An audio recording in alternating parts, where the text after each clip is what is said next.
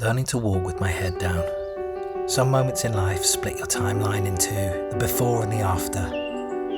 I didn't know it at the time, but one of those moments came during an ordinary day at school, devoid of focus or being acknowledged. Safe in anonymity and masked by the camouflage of uniform. Before that day, I walked with my head high, humming half-formed tunes under my breath, lost in the currents of my own imagination. After that day, my gaze fell to the ground, my shoulders curled inward, like leaves bracing against the cold wind. It started when I was wandering the school corridors, caught in a trance of youthful daydream, alone and safe in my own head. I wasn't thinking about anything in particular. Perhaps a half-remembered story I'd read, or the distant fantasy of a life yet to come, or the Kylie poster pinned to my board back at home, awaiting my return. The world around me felt soft, blurred at the edges, like an old Polaroid left in the sun too long.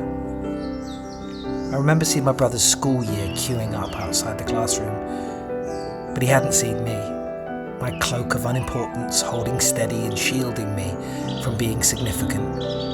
Their voices a gentle hum in the background. I kept walking as if on autopilot, until I stepped into the wrong place. The moment I pushed the door open and realised I was in the girls' toilets, it was as though the air shifted, thickening with the weight of what I'd done. What I had done was take my first steps into shame and embarrassment, but maybe my cloak had hidden me from view so well that no one had seen. I just needed to stride out confidently, and all would be well. When I emerged, the world came crashing back into focus. Laughter erupted, sharp and jagged, tearing through the fragile fabric of my daydream. Their voices rose like a swarm of bees, stinging me with jeers and taunts. I tried to hold my ground, but something inside me buckled. My back hunched, my gaze dropped, and my smile, once unthinking and carefree, evaporated as if it had never existed. Safety gone, naked against the torment, unable to fight, freeze, or flee, unprotected against the tyranny of shame.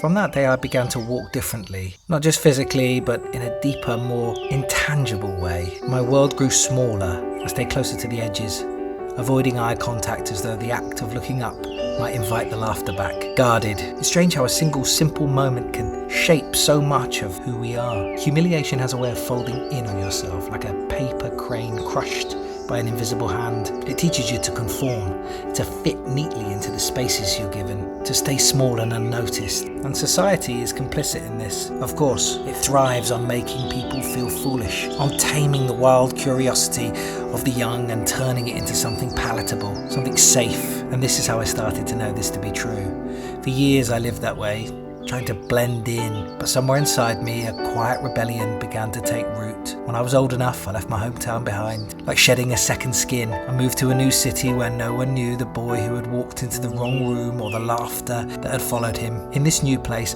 I allowed myself to take risks, not just professionally, but personally. I allowed myself to stand out, but that wouldn't come, not now. For now, I stayed small and prayed I'd find new ways to protect myself from being individual enough to face the dangers of being different, not fitting in or being ostracized from the in-group. The world teaches us to lower our heads, to bend beneath its weight, but it also gives us moments, tiny, fleeting, defiant, where we can stand tall again. Those are the moments I've learned to chase. Jean Piaget, the renowned developmental psychologist, would likely frame this moment through a lens of schemas, the mental frameworks we build to understand the world. As a child, my schema for how the world works had been one of safety, exploration, and the innocent spontaneity of daydreams. It was the pre-operational stage of thought, where imagination reigns supreme and the lines between reality and fantasy blur like a heat wave on the horizon. By that moment, the humiliation, the jeering voices shattered my schema. Piaget would argue that what followed was an act of accommodation,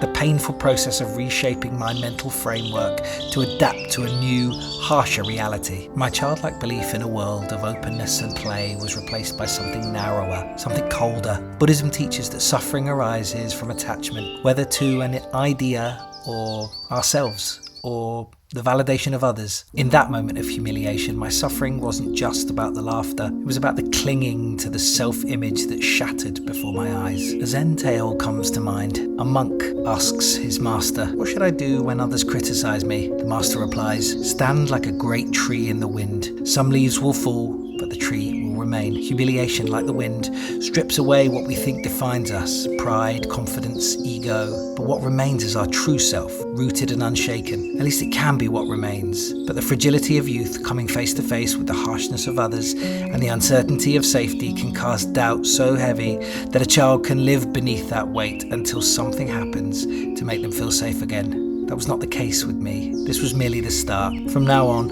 I would discover how truly unsafe I was in the world. Leaving my hometown was my way of standing firm, shedding what no longer served me. It wasn't about rebuilding who I was. It was about letting go of who I thought I had to be. In Zen Buddhism, as in Stoicism, they say the obstacle is the path. That painful moment became my path forward, teaching me that growth begins not with holding on, but with letting go. But not yet.